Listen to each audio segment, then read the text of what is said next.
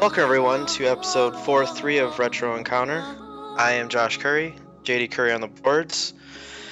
I'm with a collective of collective individuals ready to do the last story, talk about the final of it. So with me is Mike Sollosi. Did you mean to say collective of eclectic individuals? No, I meant to say collective of collective okay, individuals. Alright, just check. Alright. Well, I am Mike Sollosi, I'm Monsoon on the boards, and yeah, let's talk about the last story. Also with us is Marcos Gaspar. Howdy, Wild Armor's on the board, and yes, let's talk about the only story. And finally, Davi Tesnovich. Hi, I'm that guy, and I'm Davi Kaze on the boards. So this is the final episode. We're in the final countdown of the final minutes, discussing the last story. How's everybody feeling about it? I thought that, like, from where we left off, like starting with the whole death of General Asthar, like I feel like there's a lot of punchy stuff, like back-to-back, well-paced fights, like a lot of forward momentum that I really liked about the beginning of the game. So I feel like it really came out of that lull, like going. Came out of the lull? Ooh, sure. Sure, alright. I would agree. I think it bounced back actually pretty well from where we ended the last podcast. I thought it was much better paced. There was better boss fights. I think we also kind of made a switch into the battles actually being a little bit more difficult, which was nice. Yeah. I mean, still they're either too easy or punishingly hard. I think still, but I think it did a good job kind of starting to show its best side until it walks off a cliff and becomes a flaming piece of garbage. Alright, well, putting aside that piece of negativity for the moment, I basically agree with Davey. The last half to a third of the game is, it's kind of a roller coaster ride. It's like, the drama sort of ramps up a bit. They're just dropping major plot events. The whole scope of the story in the world is changing. It's the pacing is a lot better. The fights are more challenging and still, and a lot more interesting. Especially since by that point you probably have a better mastery of the combat. I definitely did. That at some point I got good enough at the combat that it was fun and rewarding. Until the very end of the game, where I won't say it becomes a flaming piece of garbage, but I will say my enjoyment of the game really dropped during that last gauntlet of 10 boss fights in a row, or however many there are. I don't know. Yeah. But look, full disclosure, I was behind on playing the game for this podcast. I played it for almost 7 or 8 hours today. I played from chapter 28 all through to the end, and except I got stuck on the final boss, and I lost against him 3 times, and I think I may have been underleveled. My characters were only level 54 and 55 for the final boss, which I don't know if that's high or low, but I think it might be low. Might be Lowell. Sure, my levels were a little Lowell for the final boss, because ironically Lowell's not on your team for the final boss. And I don't know if he survives or not to the epilogue, which is why I'm thinking about going back and playing it to see if he makes it out okay.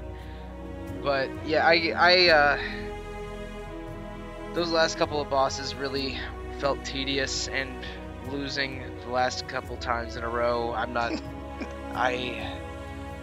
think this could be be done with it. I think it's gonna be a bad funny night because you said tedious, and all I could think of This is Titus from Titus. Yeah, so you know Titus. Titus. Right, okay.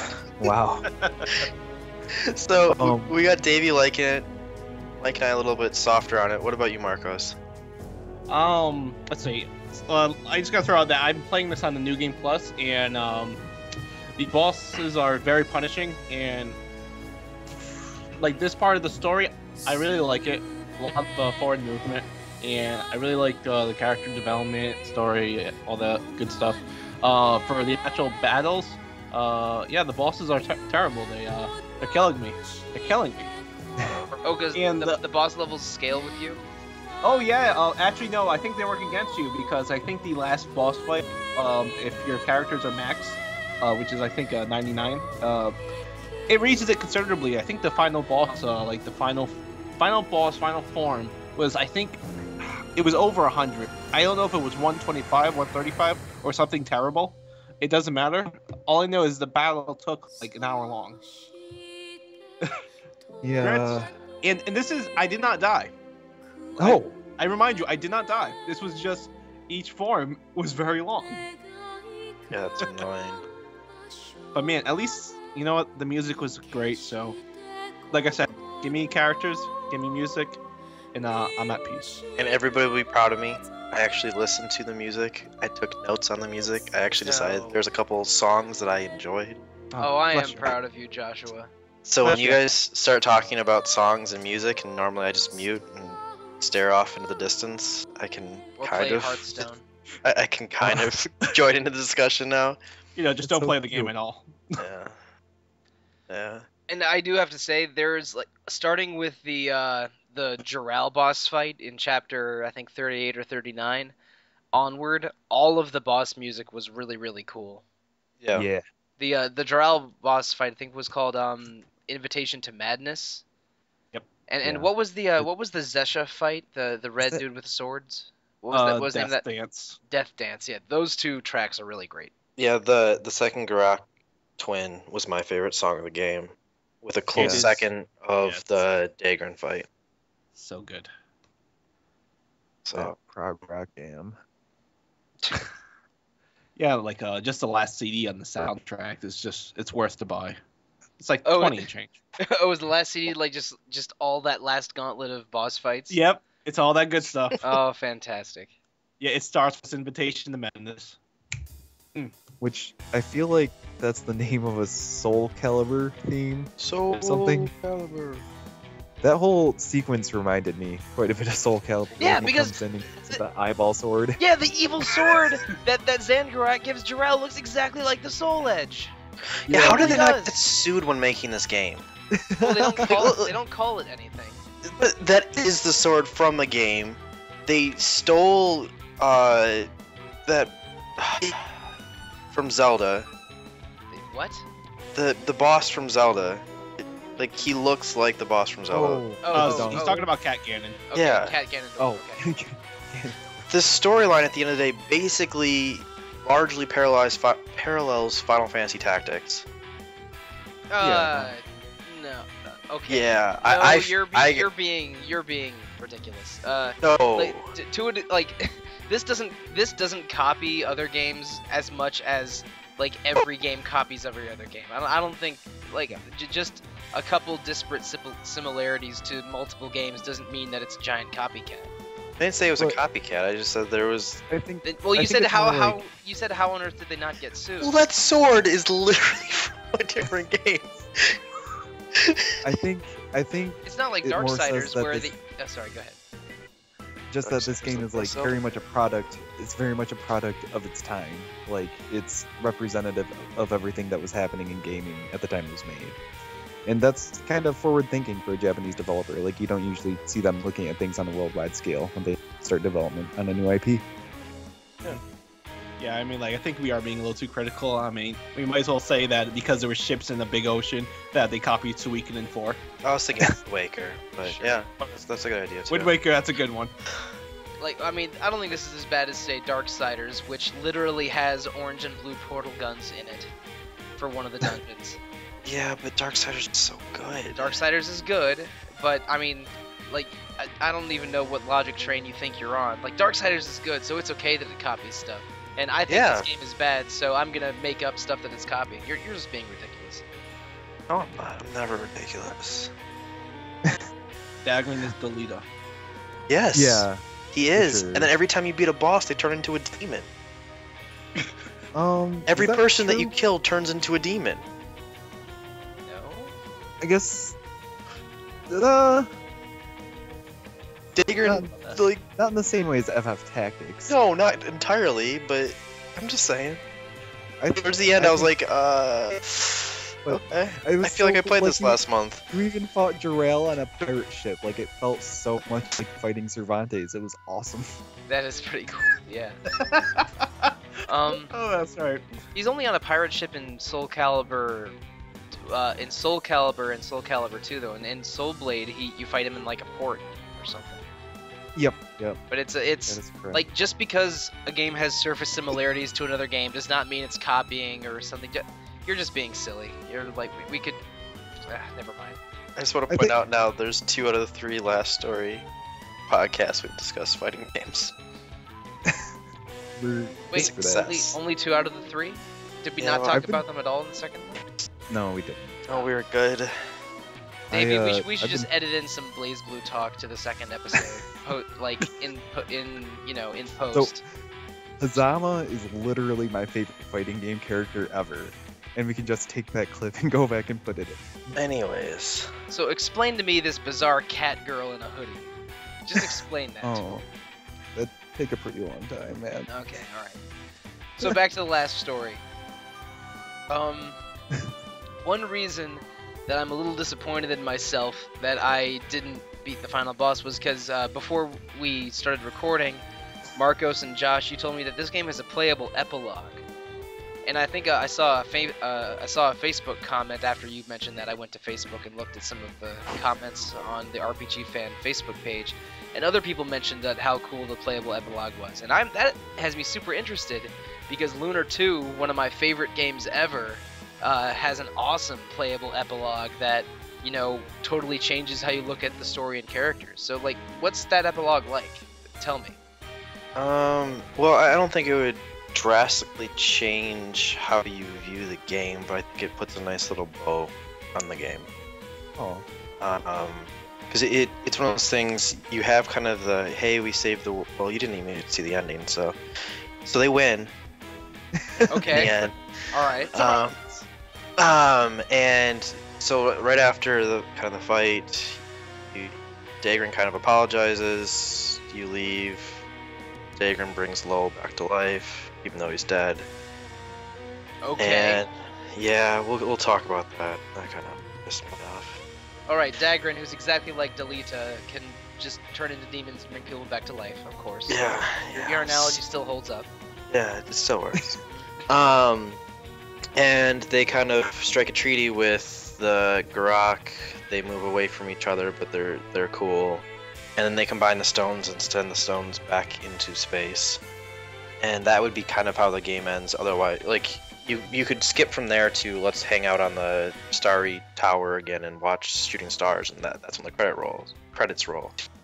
If not, like, why you were still hanging in the room, you can look at a painting and be like, oh, who's that? And they'll be like, and Lisa will be like, oh, those are my parents. And for some random reason, like, oh yeah, I've been meaning to tell you, I should get vows spoken to you in front of your parents' grave. And that's the epilogue, is they go through like this monster infested place to get to her parents' grave. oh, I remember that now. Okay. This is not clarifying anything for me, but So why it is so good then is you have a great character piece after that, because which is completely ridiculous, Lisa and Zale wanders through all these fights. The rest of the group follows behind them without ever helping them out, which is so annoying. Yeah, they just show up at the end. It's like, surprise! Yeah, we've been following you. It was kind of funny to watch you fight everything. well, You almost died, but you just did it. well, in a way, that's kind of like a lot of JRPGs where your whole team of, say, 8 is with you, but you're only allowed to have 4 of them fight. That always bothered me. Like, it's like, oh, I have this team of 10 characters, but only 3 can fight at the time. What are the other 7 even doing? Yeah. Watching you getting your face beaten. Yeah, it makes me. That was one pleasant thing about FF10, which I played a few months ago for Retro Encounter. It's like, oh, Oh, it's even worse. you can. Everyone can switch in and out. If they're on the sidelines, they're like, you know what? We could Oh. take all of them down at once, but the 5 of us are gonna hang out over here But at least Okay, you and can yeah. have tap all us of, in. you can have all of them take part in battles. Not like they're totally on the side. Like, it's whatever. I mean, that's still funny that that It's the just entire funny. team was hanging back while Yeah. Callista and Zale were going forward. But whatever. That seems like a lot of RPGs do that. But the best part after that is Lowell actually like announces their wedding. Like they actually have the wedding. So like Who's I wedding? feel like there's Lisa and Zale. Okay, I thought you were talking about him marrying Seren for a second. Well, and that's kind of there's the great dichotomy of that is there's a lot of open ends. You're assuming that they're together. That there's assumptions involved like Lowell and Seren. Like it's implied that they're going to be together. They talk about opening a business together. Like all of that's discussed, but you don't know what actually happens to them. This like there is closure. Like it's like ends up with Zale. And I thought that was really nice. I'm actually kind of disappointed that it is an optional thing. It should be something that's obligatory going through. Wait, so unless you do, so there's a way for them not to get married? Well, I'm sure they still get married. You just never see it, or are told that they did. Oh, so you have to play through the epilogue to see the wedding, basically. Yeah. Yep. So, my big kind of problem with the way that pans out is like, what was the deal with Zangarag? Like, why was he so mad? Why Ganondorf so mad? Like, Well- when you end up making peace with the rest of the Grak people, but Zangarag doesn't want to do it. Is that the whole deal? I I don't think that was fully fleshed out. Well, no, you definitely like no, like because he even says in the fight he like has like crazy talk, like saying that he wants to be like a god. He's literally pulling a Ganondorf. Like he wants to like just be a controller. He even offers the Zale like partnership in his Dominion. I think the best explanation is Zale is Frodo. What? Yeah. Oh, so now it's copying Lord of the Rings. Absolutely. So the hobbits are so special because the ring doesn't corrupt them. And you look at all the powers that are associated with the outsider, whenever it touches somebody, it corrupts them. Okay. And I think that like that's the whole point of like Dry, it made him insane. Oh, so he was you touched mean by the Chiral? outsider. No, Dry. Chiral. I'm sticking with this, just not calling things right, or at least me not calling things right. But You like might that need made to give you your own podcast just for your ridiculous nonsense while other people actually talk about the game. ouch. Wow. Come on, To the Steve. core, wow. No, but it's one of those things that like for whatever reason Zale is so boring and so awkward that like or like so amazing that he's not corrupted by that. He only cares about saving people. He's got that JRPG protagonist thing where he's good but true. Right. And then Like his downside is just his upside. you almost see that when you kill Dagran, because immediately after like he's out of the influence of the outsider, he's like, I'm sorry, like I screwed up type of thing. And I think it's the same thing with Zangarag. Like there is an element of animosity, there is an element of like he has his passion and direction. By the time there was something that he could have seen that possibly could have changed his mind, it was too late because he was already under the influence of the outsider. Oh. That's how I took it. That's a really good interpretation. I like that a lot more now. Thank you, Josh Curry. Yeah. Yeah, See, that- it's yeah. not it's That not does just make nonsense. sense. Yeah, that was some non-nonsense. Very good. Yeah. And I Yeah, got that to was- talk about hobbits. Yeah, that's great. And Well, in that podcasts. case, There I you have no complaints about the plot of the last story at all. You even are forced to look at Therius's crotch. Yeah, I know you were very excited about that. I called that, guys. Oh, No, right. even There was better. a Even there better was than a that. lot of Well- Zale and Therius bromance going on in this. I would like to section of the cross game. swords with you sometime. I would be okay with that. I was like, what? Or like that scene where Zale and Therius just start growing out, and Callista just goes, "It's like I'm not even here." Oh yeah, going up those flight of stairs. Yeah. Oh, But- sick. But every time, like, why did I'm hoping this was either this was a wait, so brilliant I'm- mistranslation. I'm sorry to interrupt. Does Therius survive to the epilogue as well? Because when I last saw him, he had been stabbed in the torso. and was Stabbed in the leg. Oh, okay. Well, and he was like, it looked like he was dying on that dock. But You I don't know fight if him. he made it or not.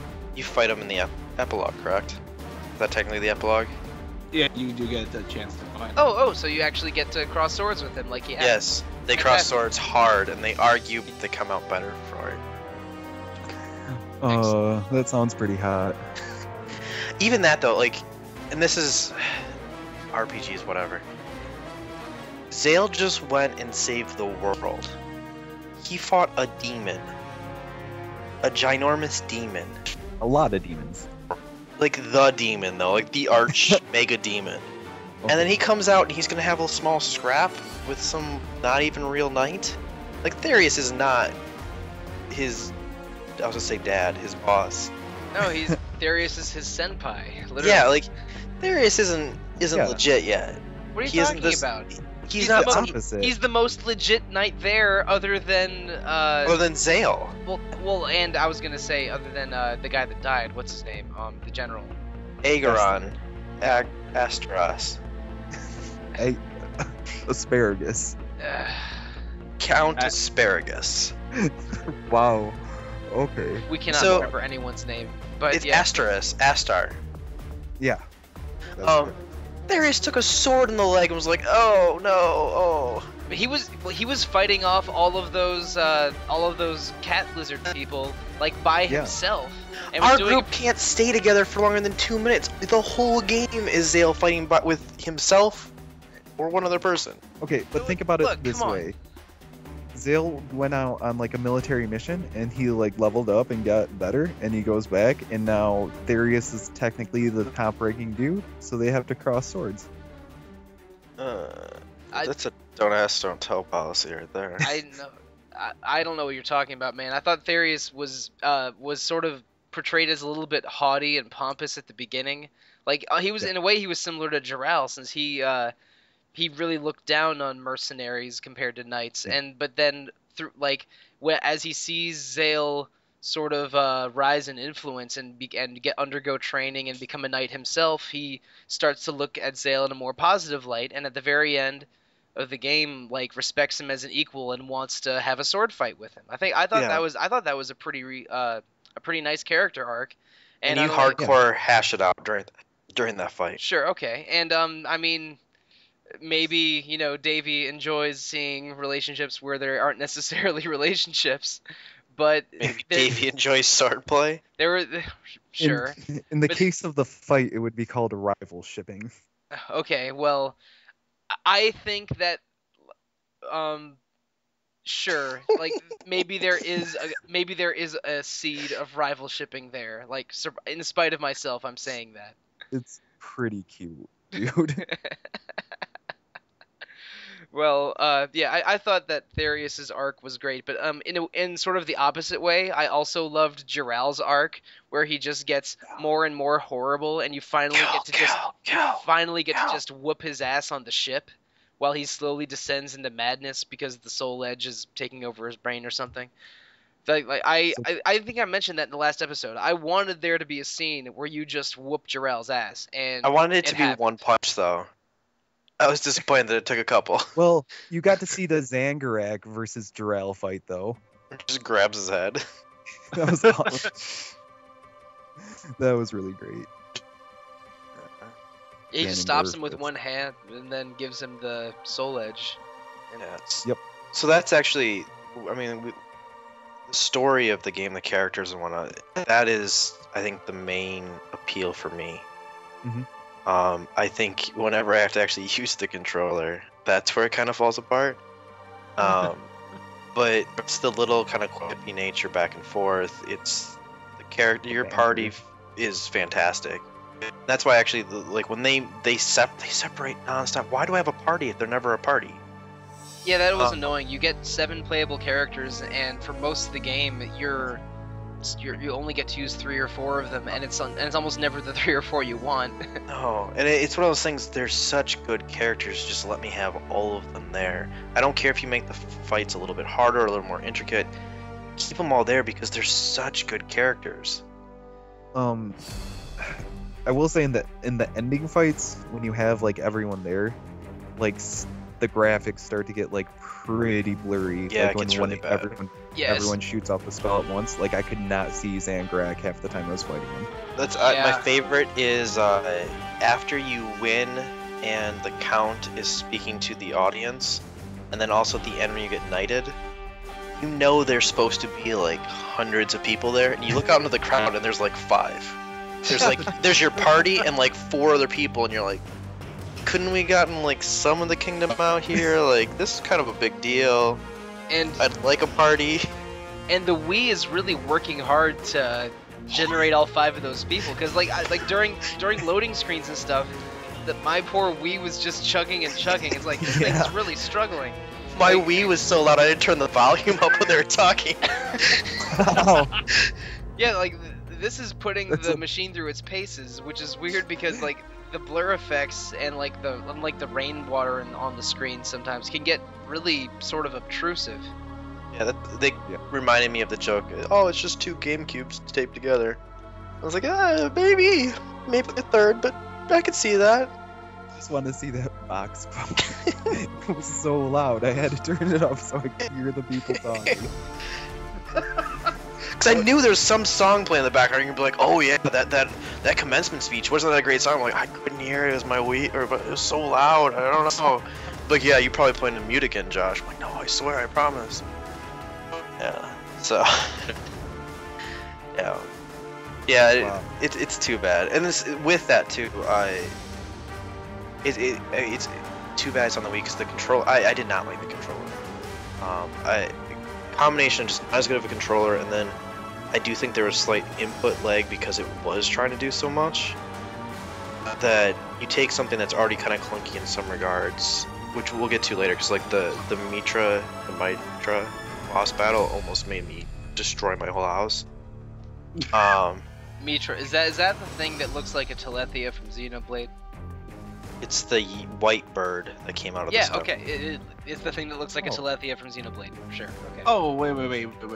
The white bird that came out. You mean the that guardian thing? Yeah, the first one's white and the second one is red and black.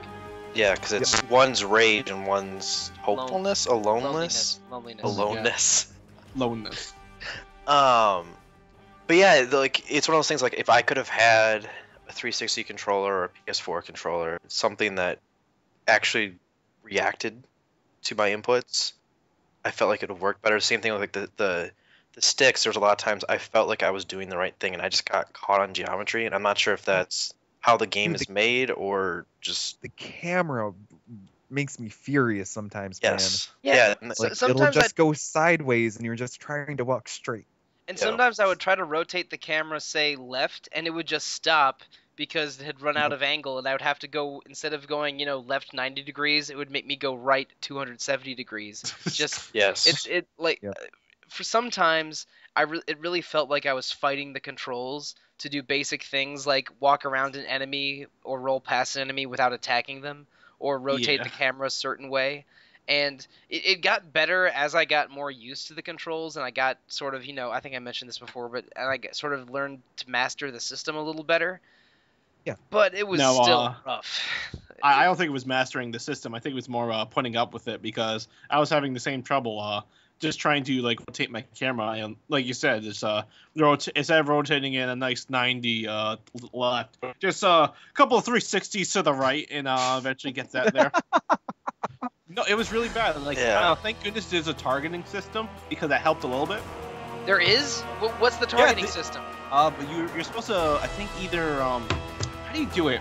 I know you hit 2 buttons. I think it's then 1 second. Let me look at what the controller looks like. Okay. Well, I kept wishing that there was a way I could basically the equivalent of Z targeting on a N64 controller. But sometimes it felt like I was fighting the controls, and that's never a good thing in a game like this. When you hold guard, it locks on to like the closest enemy, I think. Oh, okay. I literally forgot that there was a guard button until probably like a half hour before the game was over. What are you talking about? You need the guard button to fight that bird. That was what was blocking the shots, I believe. Yep. Oh, That's what took me so long. That's part of the reason I hate that fight. There's a lot of boss fights in this section where you can learn the mechanic and do it like they kind of tell you to. But if you use parries, you can actually skip some mechanics and like kill the bosses a lot faster. I don't even know how to parry. I know how to parry, and I think I pulled it off successfully maybe twice, but it did not help me at all during the last couple bosses. Do you mean counter? If you do it, is that what it is? When you like guard right when you're attacked?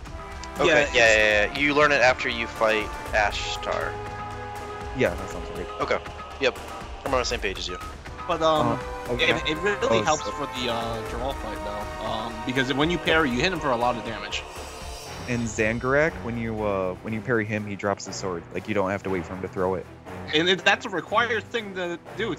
I kind of need that to. Oh, I shot him with bananas. Yeah, he drops and then he slips and falls, and he throws the sword in the air.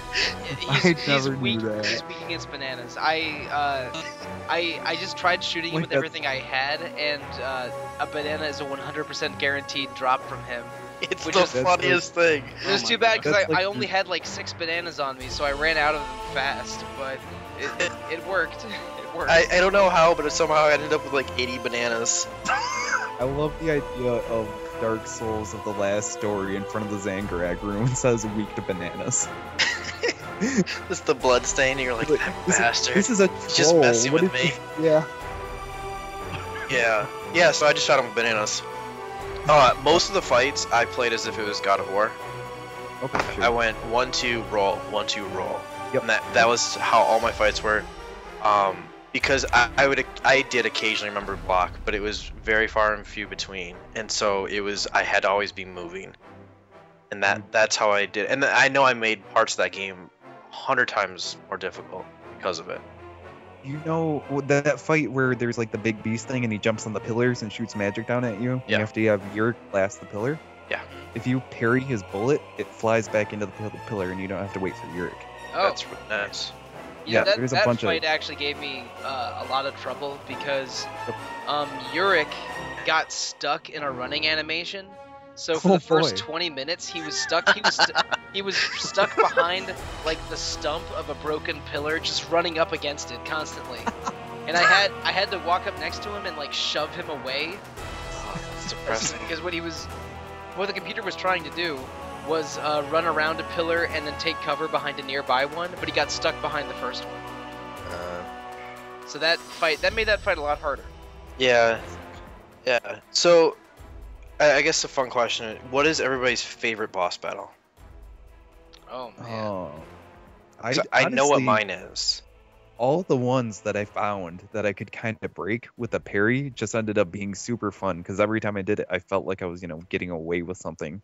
Yeah, Like, that makes sense. This is so cool, dude. But honestly, just coming across it on like accident and having it work out that well, that was a really cool experience. Yeah, no, I can completely see how that would happen. For me, it was the Barith. Barith. The single Barith or the triple Barith? The single. Okay. 'Cause I hate. Let's ignore the fact that the second half of the game just recycled everything else. I mean, we could do that with the podcast, record part of this again and make it twice as long.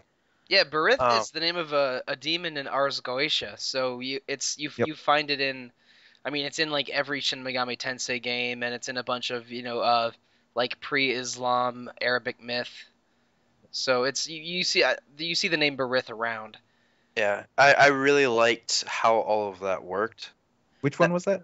It's so Barith has the shield, and you can't get through it, and you have to like knock it down, and then after doing that twice, your team comes in. He play as a team. Yeah, he's kind of triangle. It looks like his limbs are triangles, and his when he shoots projectiles, it looks kind of like he's drawing an arrow from a bow, sort of. Yeah. Isn't he the creature that comes from like the center of the dungeon?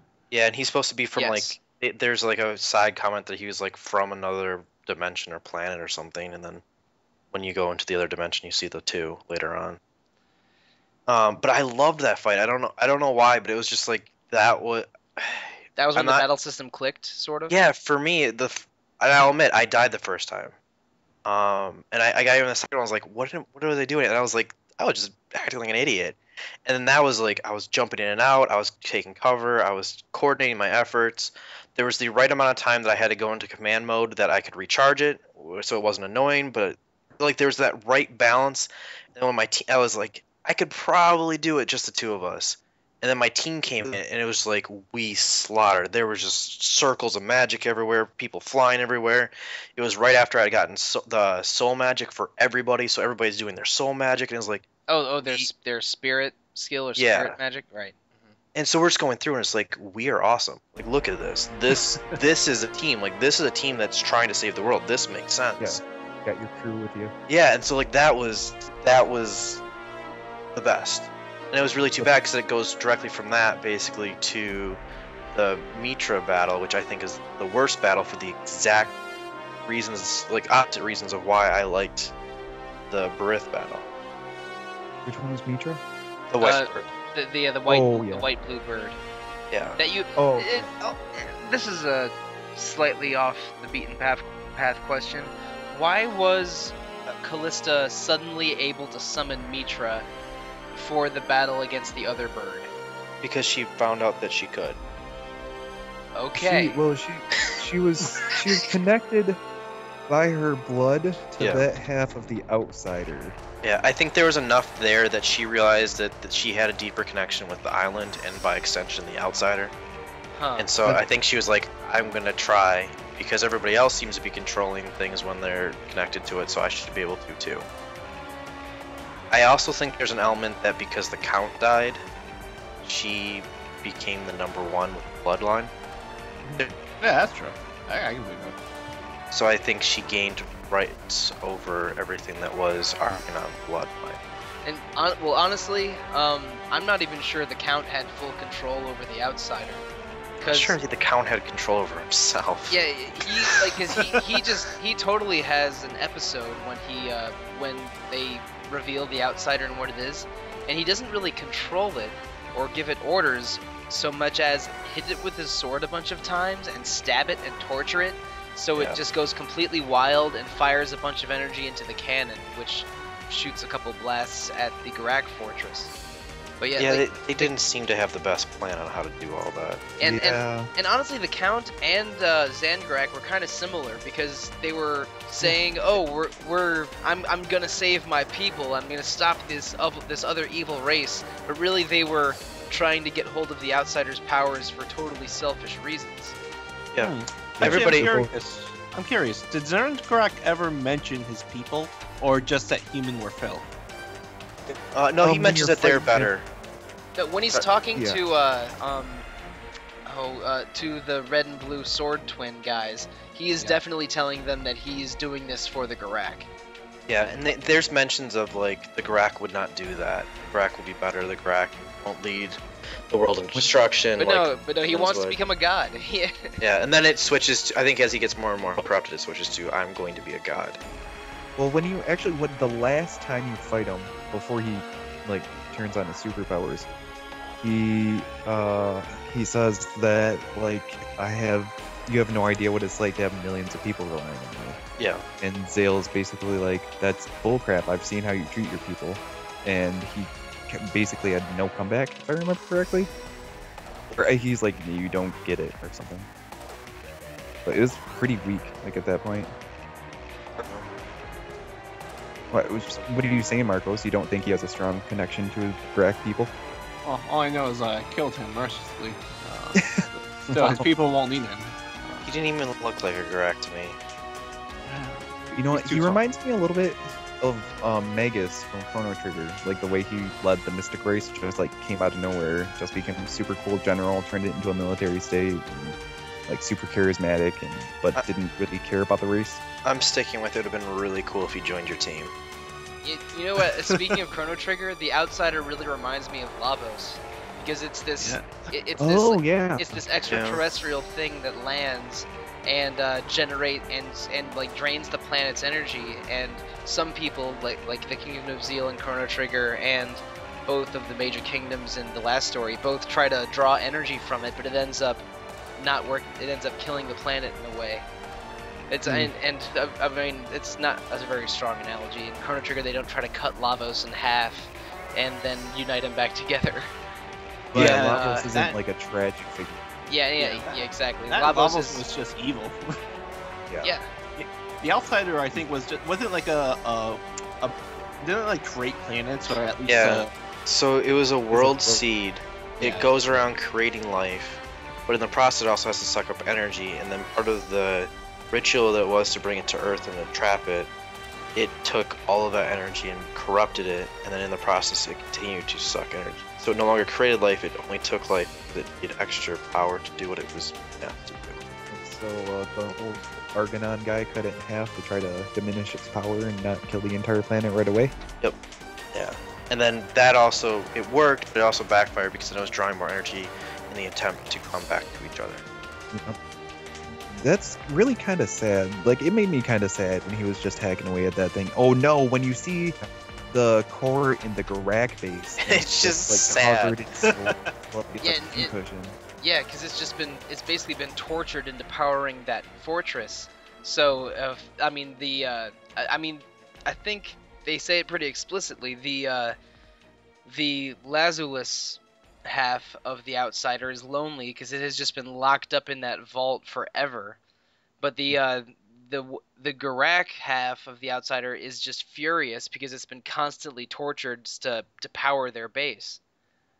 It's weird. I mean, it's totally the opposite of Lavos. Lavos is totally evil in Chrono Trigger and is harvesting the Earth to destroy it, while the Outsider is a tragic figure that is trying to suck up the energy of the world to be the seed of another world eventually. I think, maybe. Well, and the thing Kind of, is, like, yeah. it didn't even come on its own will. Wasn't it summoned by Yeah. like the Argonon like bloodline? Yeah, it's never Right. supposed to actually land on a planet. It's supposed to Yeah. just travel in space. And then eventually become the seed for a new planet, right? Yes. So it's like the exact opposite of Lavos, who was just a world destroyer. Yeah, it's sort of weird how the Yeah. sort of the not otherworldly, well, I guess otherworldly, the sort of supernatural energy source that's the crux to the power struggle of the game is a tragic figure in itself. It's Yeah.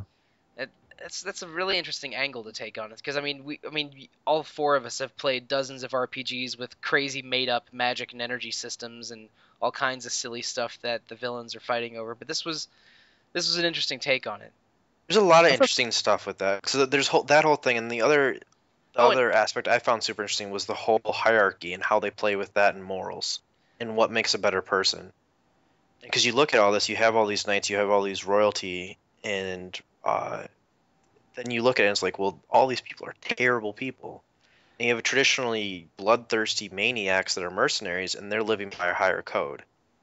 Now, that's actually one aspect where I do agree with you, Josh, where this game is a little bit like Final Fantasy Tactics, because it shows how, the knights and nobility should be held to this high standard, but a lot of them are just are just horrible, that are, that are just power mad and awful to the lower class, and you have the guys that are like the best knights and also still part of the nobility, like Asthar and Orlandu, who end up, because they're good people in sort of a but not as power hungry as the other nobles, end up falling from grace because of their ideals.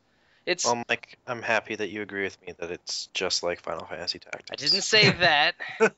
I think, well, just that parallel with the way Dagran like strives for like that the solution to him is to become nobility, whereas Zale just wants to do the right thing, make the world a better place, and altruism. And Yeah. now that's where it's not like Final Fantasy Tactics at all. Because I'm surprised we haven't even really broken down Dagran yet. But for the last episode, I forget who it was. One of you three asked me how I thought the story was going to play out. And I had this convoluted thing where the Count was going to be the final boss or the second to last boss, and the Outsider was going to be like the power that gave him the power, and that Zangarak was a red herring, and that Dangan Ronpo would sacrifice himself to save Zale. That ended up being totally wrong, of course. I called him being bad. Yeah, you did, and I was surprised by that because I didn't think there was any teaser for it. I mean, he straight up draws his sword on you and like tells you that he's gonna have to fight you. Well, that was after we recorded, though. Yeah. I think then though. Zale And that's where, and dude, after that scene, he basically disappears for like 10 chapters. Like, Because- I think the first mega bad thing he does is get Geralt like locked up from just producing a fake like agreement with the Garak. That's awesome. And like Zale Zale tells him like that wasn't right or whatever, and he just like looks at him, and like nah. He says something like it's better this way. I don't know, maybe. I thought that Dagran was a cool final boss for some reasons, but ultimately I didn't think that twist was really earned. because when there's a really good twist or a character makes a betrayal, it makes you, first of all, it comes as a surprise, but also makes you re-examine all of that character's actions earlier in the game, or in the book, or whatever kind of story you're reading or you're looking at. And for Dagran, it didn't really work for me. I didn't believe that he had been playing all of them from the beginning. That didn't jive with me at all. See, I didn't have a problem with it. So, for me, the initial tipping point was as soon as you get locked in prison, and he's not locked up with you, and he goes and talks to the count for like 3 days. Yeah. It was like there's so much more to him than anything we've ever begun to understand. Yeah, and I know I brought up before that scene where he chases after his Angrak, and you just find him like laying peacefully on the ground. Yeah. Like, what was? Did he try to like? Were those real Garak documents that he just made in Jarrell's name? Probably. I mean, if he really was dealing with the Garak, then he probably could have obtained those documents. I mean, it makes sense, but his whole spiel right before you fight him on how he had been using them as tools from the beginning, and it was all just a plan to kill General Asthar, or what? I can't remember his name. I'm just terrible with names today. Oh, that's right. Okay. Oh, You got it right. oh, you sure? Okay, because I think we've called him like 3 different words this podcast. You're getting there. But all right. General Astaroth. General Astaroth. Okay, sure. Like basically framing it as a revenge story and wanting the Outsider's power. It's like I find it hard to believe that he knew all of that from the very beginning. But on the other side, I thought it was really cool that they had one of the core 6 characters. I guess not counting Kalista, because it's really the 6 band of mercenaries. Yeah, having one of those 6 mercenaries be the ultimate villain was really interesting, because as we've talked before on this podcast, this is sort of an intimate RPG where you're really with the same group of characters a lot, and there's a really cool vibe and dynamic between the different characters, and the dialogue's really good, and you really get the idea that it's almost like Fast and Furious, how it's this family of people working together. But to have one of them be the ultimate traitor really seems personal, especially since it's the guy that's basically the father figure or the older brother figure. Yeah.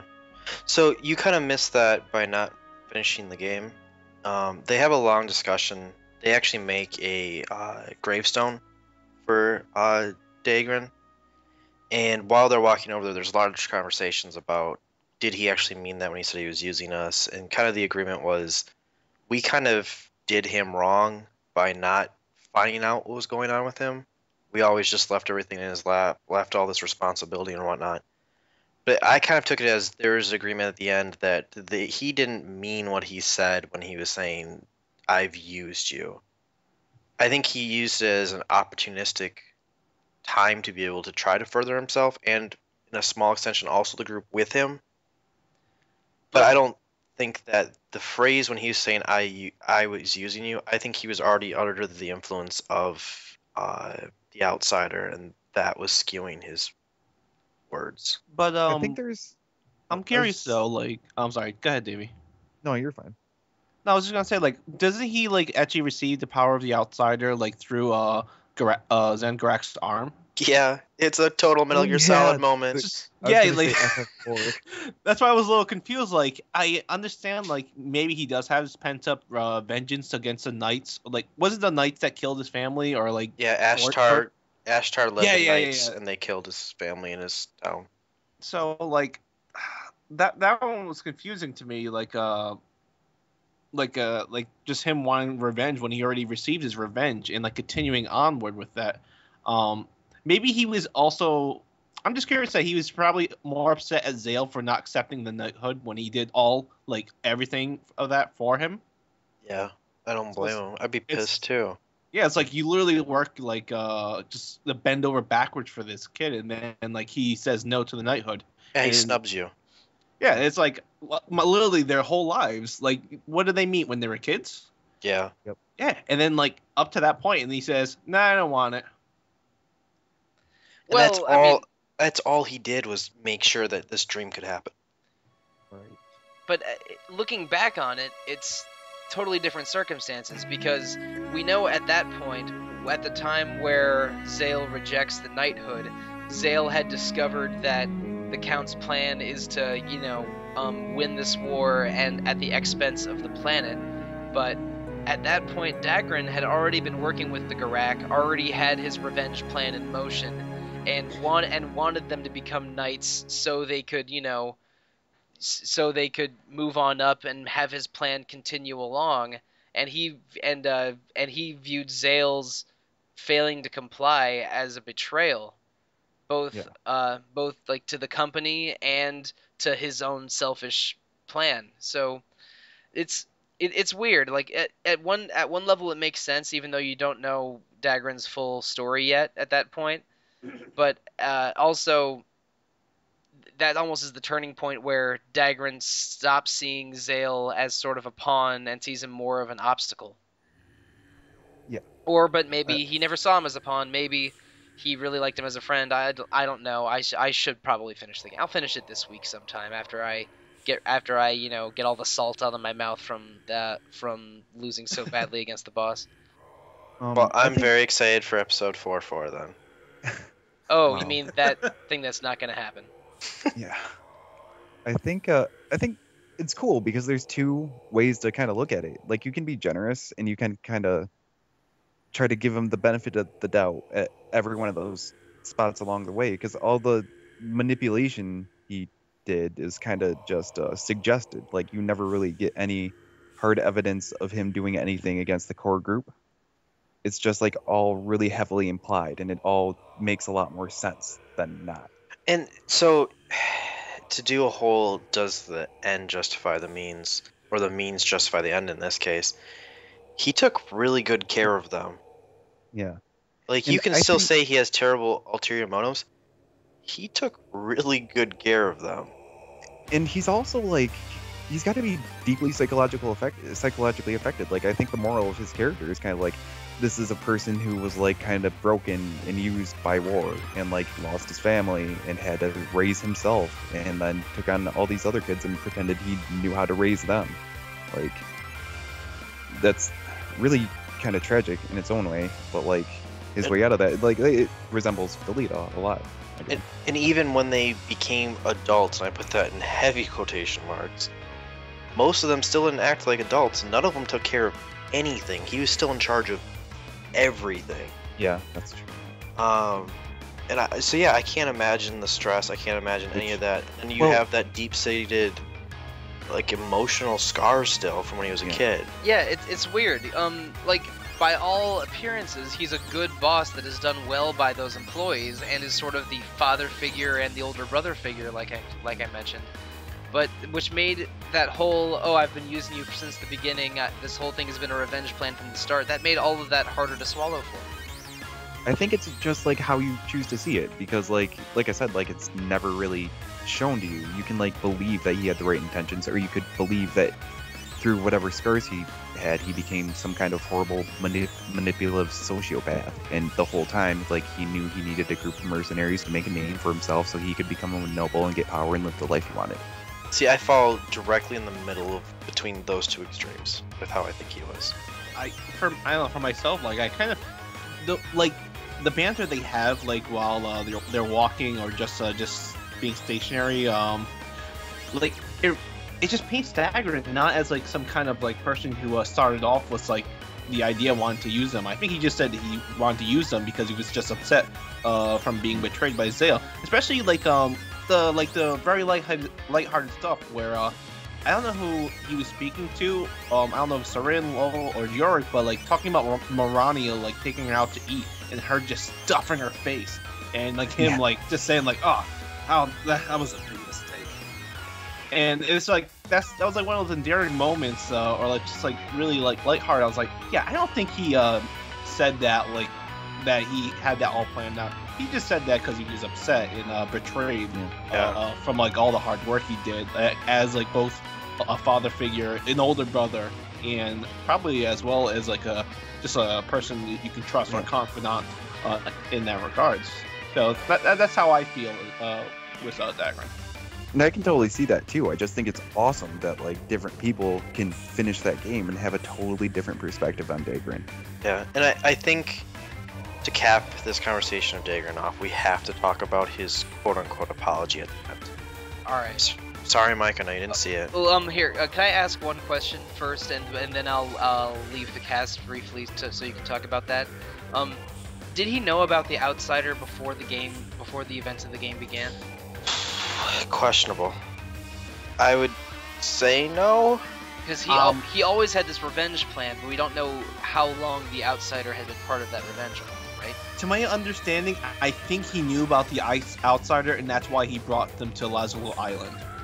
Oh, okay. That's what I feel like that was said somewhere along the lines, or if that was implied, or like that's why they were in that region, because that island is like right attached to, or just next to like the Empire, and we never get to go anywhere near that. It's all in that island. Yeah, it's like the gateway to the Empire or something. That's a small caveat of all of this. Everybody keeps talking about taking over the world. 2 like Hodunk islands were fighting it out. Like there was a whole world they had to go and fight after this. And everyone's like, oh, if we can beat these little, like, island people, we'll take over the world. I'm like, I don't think it works that way. Yeah, that would be like a nation trying to conquer the United States, then stopping at Hawaii. They're like, all right, guys, we took over Hawaii. Now that there's these other 49 states that we don't really know about, but we got Hawaii. Except Hawaii actually fights them off and has a treaty with them at the end. Yeah, so it's one of those, like... Story. It's hard because you get wrapped into like this is like a world epic fight, and it's like no, these are 2 really small groups of people. There's a big world out there. Well, it's unclear how many Garak there are, but Lazarus Island is definitely just like the edge of the Empire. Again, like I'm not really sure like where I heard from that. I know that General Astar or whatever, he comes to Lazarus Island to search Abaldo. I don't know if he knew it was at the time as the Outsider or just as a deep secret, because he was there under investigation. Even you catch Marania talking to him about it, like that in the hallway. Mm-hmm. So he was there on the investigation with Therius. Okay, well I'll get off the podcast for a few minutes so you guys can talk about some events of the epilogue and the Dagger. Okay. So now that Mike's gone, we can talk about the good stuff. What did you guys think of Dagran's apology? Is that him actually apologizing by resurrecting Lo? I think. Oh, go ahead. No, go ahead. You two always talk over each other. Just go. Okay, I'm going. I think it's another one of those things that I think they were trying to really be thought-provoking with it, because it could be read as an apology and like, or it could be read as altruism, doing the right thing, or doing something good for someone who he knows in his heart is a friend, or it could be read as like, well, I lost anyway, I might as well do this since I'm boned either way. Like, for myself, I think it was a genuine apology. Just like bringing them back to life. Whether or not that's like him doing it or like the Outsider, through like Dagran's strong feelings for it happening. I don't know any of that friendship is love kind of deal. But I think his apology was like heartfelt, because you know what, he just lost his cool. That's how I say he lost his cool. And that's I still stick with that. He had a lot of plans. He had a lot of emotions wrapped onto this. He felt like he was betrayed multiple times. I think he also felt like he was probably taken advantage of, and not appreciated when he actually pulled off everything for everyone. And you combine all that into, I think there is some sort of degenerative quality of being around the Outsider for everybody but Zale. I think you wrap all of that into one, and I think he was just crazy by the end of the game. And he has this moment of clarity after he loses, that like couple words that he says to Zale after he loses that fight. And I think he does truly feel sorry. I think this was a group that he really did care about. It was his family. And I think with whatever last-ditch effort he had, or being able to call to the Outsider, whatever combination of however that entity of those two work together, I think it was him trying. Yeah, I can see that going that way as well. I think that's probably what they wanted to go for, but I just really wanted to emphasize like how much I respect this game for like leaving a little bit to your imagination. Which is funny because other times they say the same thing like 7 times. They'll like repeat it over and over again, so you know, like, yes, we're gonna go here. This is what happens. Yes, I understand fake Morgan Freeman voice. I know what's going on. Is that how you perceive that voice? Yes, it's a fake Morgan Freeman voice. And then they have some of these ending plot lines. And it is very ambiguous.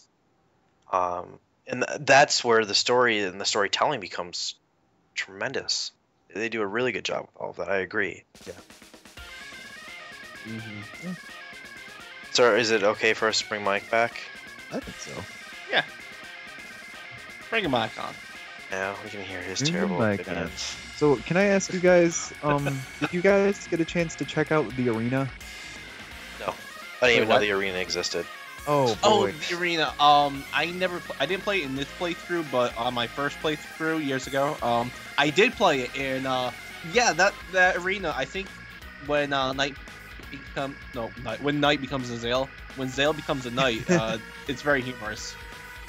Well, not just that, like, it's super fun fights. Like, that's when I was enjoying the combat system the most, I think, is getting to those fights, freaking bouncing to and from cover, doing slashes, like, in the middle of hallways and stuff. Like, I just was getting my groove on in the arena for a while.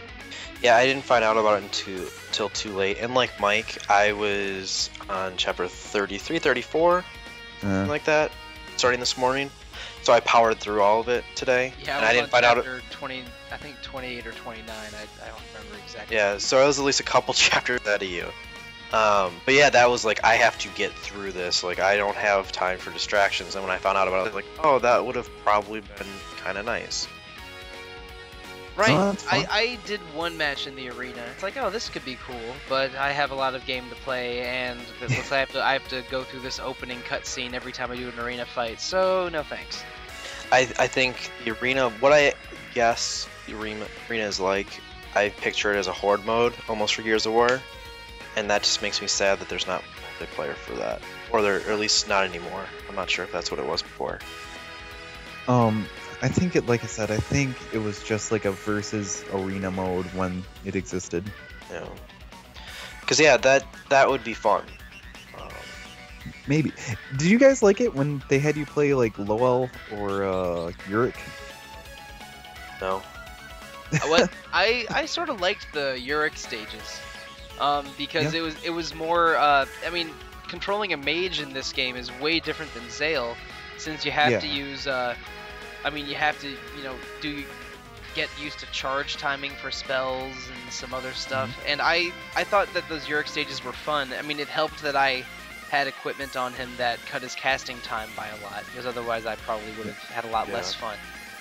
But yeah, no, I didn't like the Lowell stages as much, even though I like Laurel and Seren as characters a lot. But yeah, no, the Yurik stuff was interesting. I think it kind of. Sorry, go ahead. No. Every time.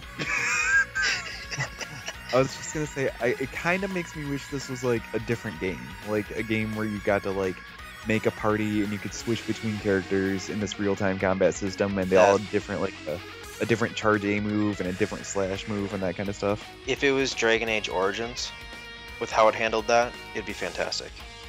Where I could switch, I could make my team of 4, I could make my team of 5, 6, whatever it is. But then I could, on the fly, either pause it and give commands without having to have my meter up to a certain amount, or I could just say, I'm not playing as Zale or Dagran, I'm playing as Yurik this time, or I'm playing as Lisa, and everybody else would still do their thing, or I could still, from that point, make commands for everybody else. But the command system's it's so annoying because you have to wait for it to charge up to use it. If you choose that you don't need it, then you still lose it. And then you have to go through and give a command for everybody. It's like, you can skip it, but it's like, this is my only shot to give them commands, so you feel almost obligated to do it. I really did not like how that was integrated. I never really had a problem with it. Like, I don't think it's great. but it was fine. Like, I'm so used to like waiting for that stock to charge, and like it kind of makes a cool tactical element to be like, okay, I'm gonna go chill in this healing circle for a minute until my bar charges up a little bit, or I'm gonna like save that 25 instead of using Gale to do that Guardian Circle, whatever they're called, the Kalista spell. Deflect. Yeah. It's alright. Not a fan. I can understand that though, but I don't know. I more so got wrapped up into there's some other stuff I wish it would have done, and it just. Yeah, for sure. And once that happened, there was no way it could ever be good. Almost. I wonder what the development, like, I know I said this last time, but I wonder what the development of this game is like, because it came out, I don't know when it came out in Japan. Never mind. I was going to say it came out really late in the Wii life cycle, but that's just, we got it super late. Yeah, we got it super late. Yeah, It took forever. I wouldn't be surprised if this was sort of an FF12 situation where the plan was more ambitious than the final product, and they had to rush a little bit and not include as much stuff as they wanted in the final product, because it seemed like they could have had more things to do in the Lazarus Castle town, and For sure. and like the last third of the game, I mentioned before that it was a roller coaster ride. It was basically just tunnel vision, corridor all the way to the end. Yeah. I bet that they could have planned to have that, put a pause in there or some other side activity to do in there. Like I would not be surprised if this title was originally supposed to have more things in it, and then time or money forced them to compromise. I guess being ambitious is good, though. Oh yeah. Yeah. Ambitious is what got it on everybody's radar. There's so many crazy things they do. I mean, there's a stealth sequence, which I hate, but it was interesting. Yeah. And then there's just there's moments. shooting gallery sections. Yeah. Yeah. And then it goes into a shooter. And I'm like, why? I mean, the second to last boss, I was shooting bananas at him. That was how I won. I mean, that's insane. Like, you think about that. That doesn't happen in these types of games. Right. And we've already touched on all the things like the Gears of War kind of style, like the creative storyline, the voices. I mean, there's so much that's so different. We talked about the MMO battles. It is a fresh game. It is a fresh take on this, like, the genre as a whole. And some of those things make the game great, and some of them were okay, and some of them were bad. But at the very least, they went out there and they tried. They did something that was refreshing. So is this bring Mistwalker up in your books at all? No. So this is almost worse. So like Blue Dragon, I had a lot of excitement for that, and it just kind of petered out, but it was still Lost Odyssey, I didn't really like Lost Odyssey from the beginning, so when things started bothering me, I was like, well, this game was kind of already shot for me. I would actually be super interested to write a review for the last story. I honestly have no clue how I'd review this, because I about it all day today, like, oh, here's Josh again gonna come out and just be a jerk, bash this game. And then I'd remember little things, or I'd see something while I was playing through today, and there's a lot of good things here. There's a lot of things that I really like, and so combine that though with there's a lot of things I absolutely just hate. hate, like, and so it's almost those two extremes. So I guess it kind of comes out to this average game, but for Mistwalker, it makes it so there was so much there that I really liked that it could have been something amazing for me. It almost makes me hate them more because they screwed it up at the end. Yeah, in a way, I think that the last story is a little bit less than the sum of its parts.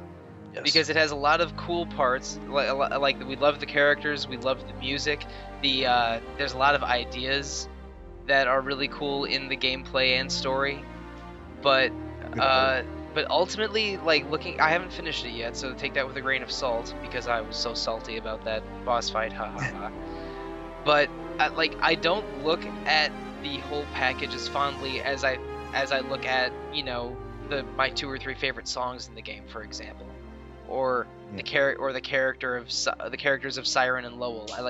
I like the banter between those characters more than the game itself in a way, which sounds ridiculous. But yeah, there's a lot of cool parts to the last story, and it's definitely a flawed game, but I think I don't love it as much as I love the best parts of it. Yeah. For me, it's a game of broken promises. Yeah, I can see that. That's just sad. Yeah, it is, because there's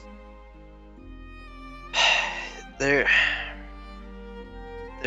lot it's there. also so unique and I was gonna say totally fine.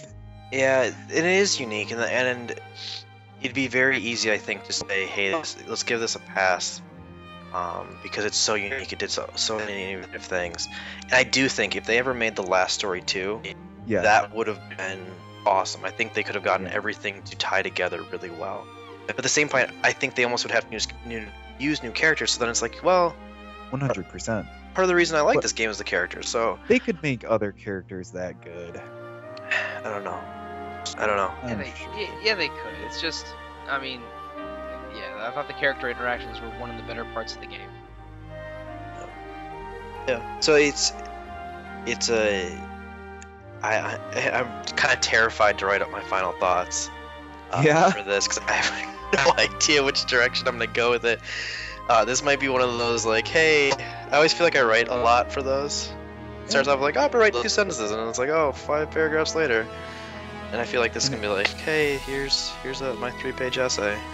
Okay, imagine I'm like one of your just buddies, like a JRPG guy maybe, or an RPG guy in general, and I go up to you and say, hey, is the last story an experience worth having?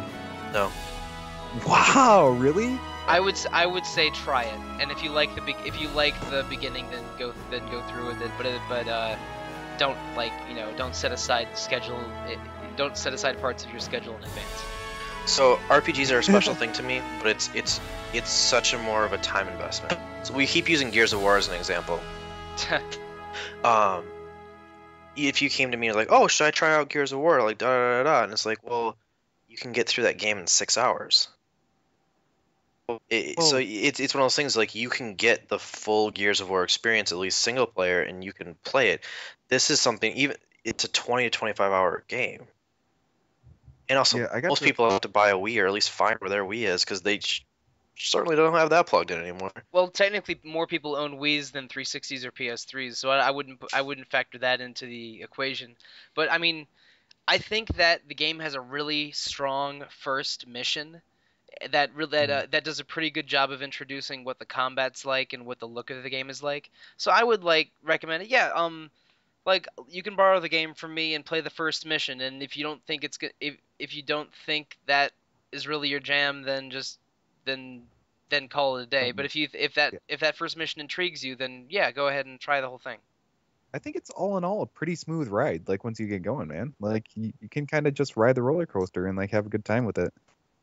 Not to use a phrase that I used already for a different retro encounter, but this would be a hella good movie.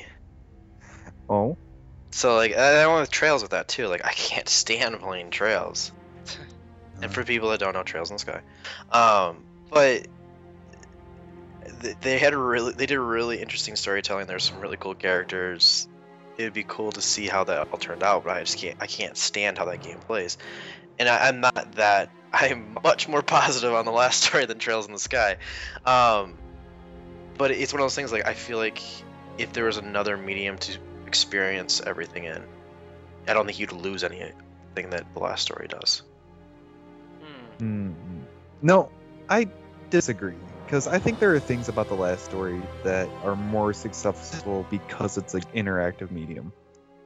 Things like actually using the outsider all the time, like, I don't know, there's like a lot of military combat and violence. Like, I think that's better to participate in than to just watch. But I don't like movies anyway, so. Yeah, you're not a good person to weigh on that. I think the combat ideas that it has are really interesting, and if I was trying to recommend this game to someone that likes RPGs but hasn't played this one before, I probably would say at least try it.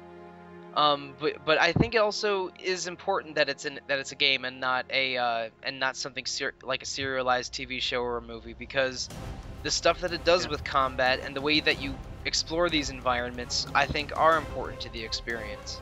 And you wouldn't get the feeling of traveling with the group and getting to know them in the same way than if it was a movie or a TV show. Yeah, I agree. That's Totally. fair. That's fair.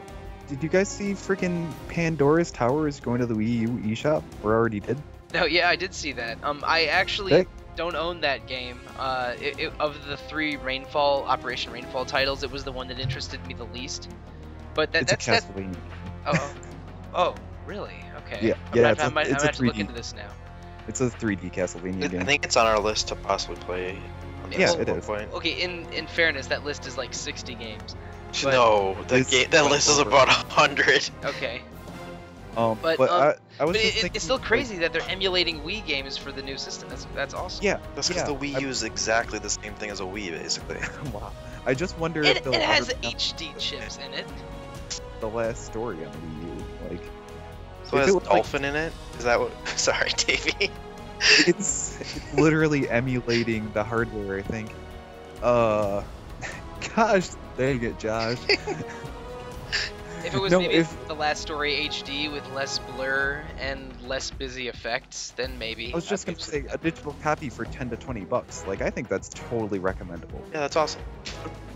And that's the other thing is, for your original question about whether or not it's recommendable, I think Mike answered it better because he was like, "Hey, here, take my copy." Yeah. But if it's one of those things like, "Hey, you have to buy this," and it's like, well, maybe. And the other thing is, we talked about this on the first podcast. If somebody had not played an RPG before, I think I'd be more willing to say, "Here, take this." Oh, that's an interesting perspective. Oh, yeah. you think this like is a that good idea. like baby's first RPG?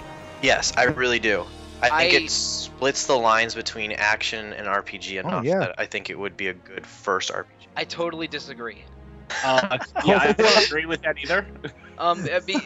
Because just things we were saying earlier in this conversation, the combat, while interesting, has some weird parts to it, and sometimes things like the camera and the controls are getting in your way a little bit. So, and while it's an interesting action RPG hybrid, I don't think it's a good first RPG for someone because it's some of the stuff in it is a little difficult to grasp even for RPG veterans. So I would try and find an RPG that was still maybe a little brief and a little bit and with a good story and characters, but maybe had just more controls that are easier to get used to. That's fair.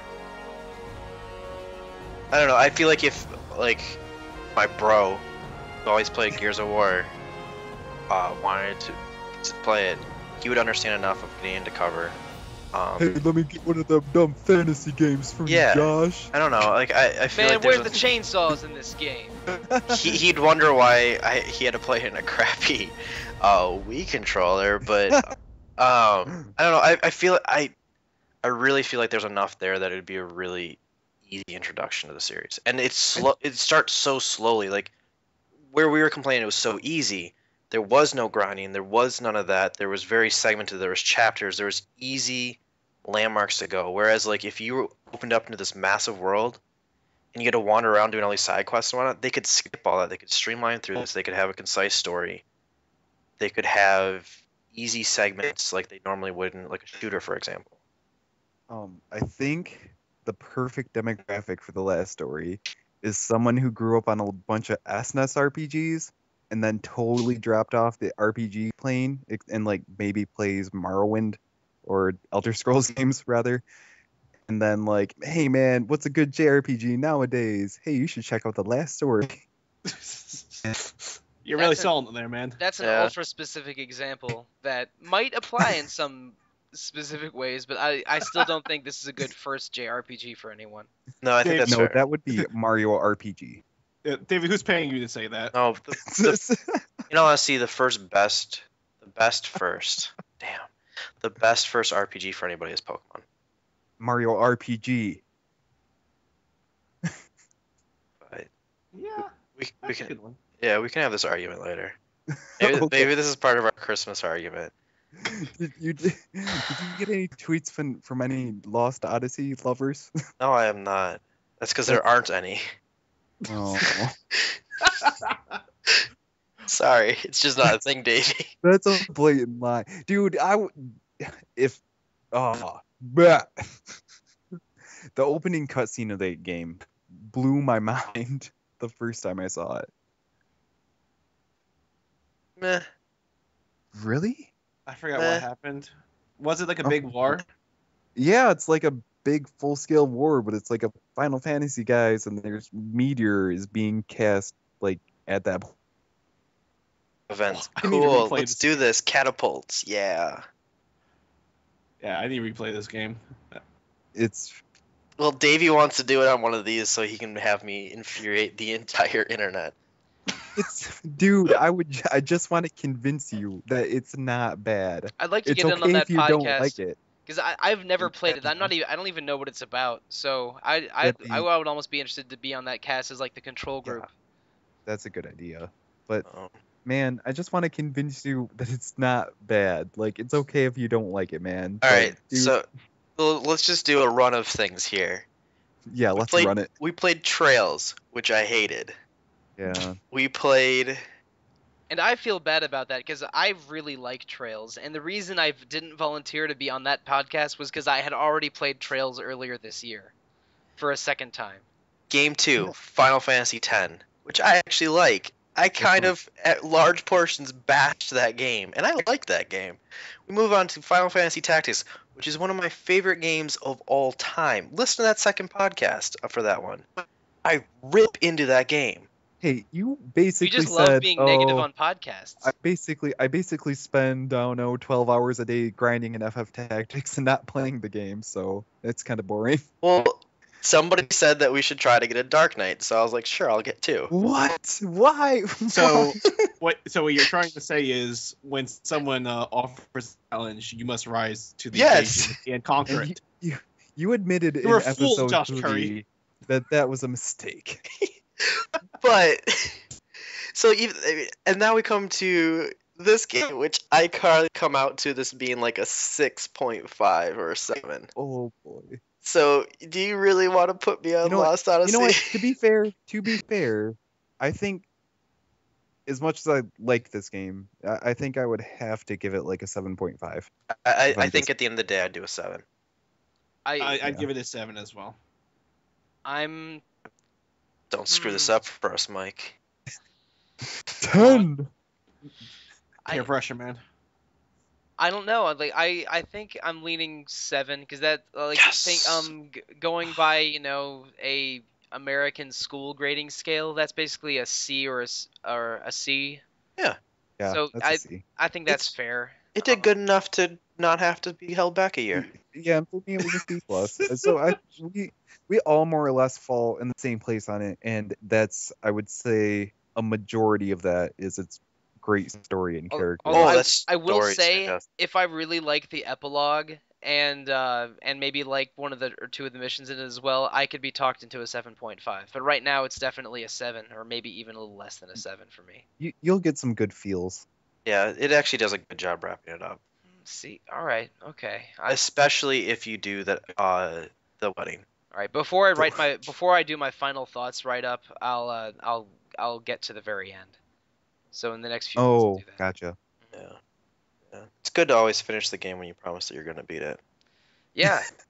Boy. So this is a brand new feeling for you, isn't it, Josh? I don't know. It's the second one I've beaten. Wow. So Terra Enigma No, is I- like 16 hours long. I think we're all gonna make it.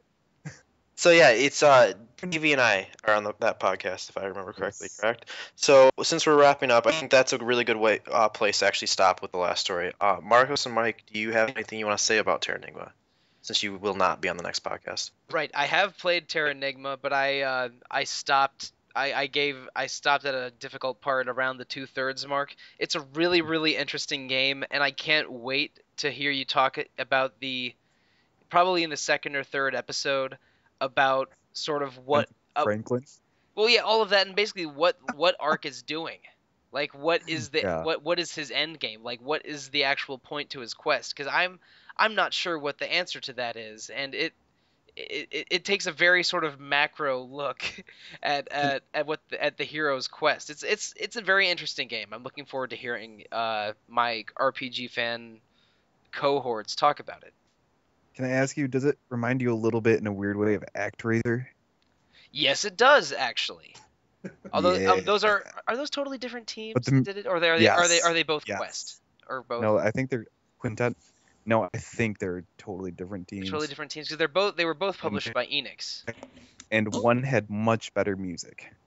But yeah, well, I mean, ActRaiser is Yuzo Koshiro, and that's just an amazing soundtrack.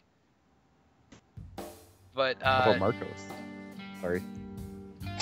I mean, Nobody cares, Mike. I thought it was wall. what am I supposed to not care about? I don't No, we're saying Davey was basically saying he's like, you're done talking for this podcast. Let's hear Marcos' opinion. no, but like, just returning. I only played half of it, but from the half I did play it, I really like it. I won't be on the episode, but I do encourage for you guys to the audience to play along, because it's gonna be. I think it's gonna be really fun. Nice segue. So if you want to get involved in the podcast, as always, you can play along. While you're playing along, you can comment on the boards, voice your thoughts, you can contact us on Twitter, you can review on iTunes, or you can send an email to retro@rpgfan.com. We love to hear from you. Or you can comment on the appropriate thread on RPG Fans' Facebook page. Woo woo. Yeah. Oh no, you meant when you meant. Yeah, he I'm so mentioned sorry. he mentioned the forums. Yeah, I cruised through that. I'm really bad at wrapping up. It's like we do this occasionally, and I remember how to do it. You're the best. So that is going to do it for us at Retro Encounter, #1 Talk about podcast. your Can you get a twit? You really Quit it. screw up in my outro every time. So, That guy was uh, cool. I like that. So yeah, Davey, where can we find you on Twitter? I'm, Yeah, technically, exactly. Did you want to do this? at Davey_Kaze, because I don't remember the password for @DavyKaze, and I don't know what email address I use. all right. Well, I am at the Real Monsoon on Twitter. Marcos? For myself, I am at Rhythmru. And I am at JD Curry. I am JD Curry everywhere else, so it might as well be Twitter as well. Did you mention what the Retro Encounter email was? Yeah. Okay. Yes, he did. And for those that missed it, like Mike, it is retro@rpgfan.com. Thanks, For those Josh. for wondering where else they could get involved, you can always comment on our boards. Go to our Facebook or review on iTunes. Any 5-star review with a comment helps us out tremendously, so we appreciate it. That sounds familiar, what you just said. It's like I had to say it twice. It's just like the last story bosses. You have to go through them twice. Oh, That's They helpful were- for me they were because I ahead only of the- listen to about a third of the things you say. That's They good, did it- because they did it 3/4 of what I before- say is terrible. They did it before Bravely Default did it. Oh Uh, man. And unless Davey interrupts me again, that will do it for Retro Encounter. Thank you for joining us for the last story. We look forward to seeing you for Terra Enigma. Nailed the landing. Did you say what the email address was again, Josh? Goodbye. Goodbye, everybody.